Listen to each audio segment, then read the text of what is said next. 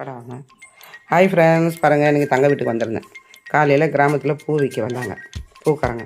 இந்த பூ பாருங்கள் 20 ரூபாங்க. இந்த பூ இவ்வளோ பூ 20 ரூபா. நம்ம சென்னையில் தான் இந்த பூ 50 ரூபா சொல்லுவாங்க. அது மட்டும் இல்லைங்க, இங்கே பாருங்க இவ்வளோ பூங்க.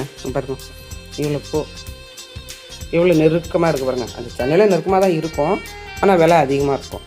இவ்வளோ பூ 100 ரூபாய்க்கு கொடுத்தாங்கங்க. இந்த பூ பாருங்கள், எனக்கும் என் தங்கைக்கும் இங்கே பாருங்கள் ஒரு முழம் இருக்கும். ஒரு முழம் இருக்குங்க.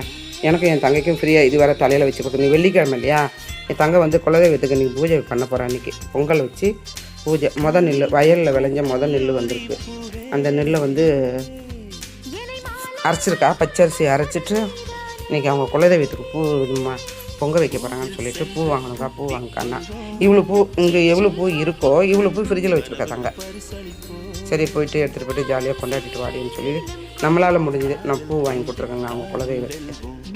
நீங்களும் அதேமாதிரி தங்க வீட்டுக்கு போனீங்கன்னா, அக்கா தங்கச்சி வீட்டுக்கு போனீங்கன்னா, தங்கச்சி வீட்டுக்கு எதுனா உங்களால் முடிஞ்சது அவங்க கோயிலுக்கு போகிறாங்கன்னு சொன்னாங்கன்னா உங்களால் முடிஞ்சதை ஹெல்ப் பண்ணுங்கள். நீங்கள் எல்லாம் பண்ணுவீங்களா?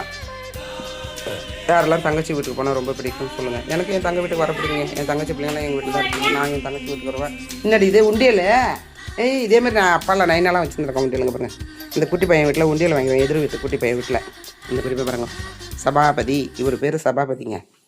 கிராமத்தில் இவ்வளோ அழகாக உண்டியல் வாங்கி கொடுத்தோம். லாக்கெலாம் போட்டு வச்சுக்க. அப்போ இதில் உண்டியல் பணம் நிறைய சேர்த்து வை. என்னப்பா இந்த பூட்டை திறக்கக்கூடாது.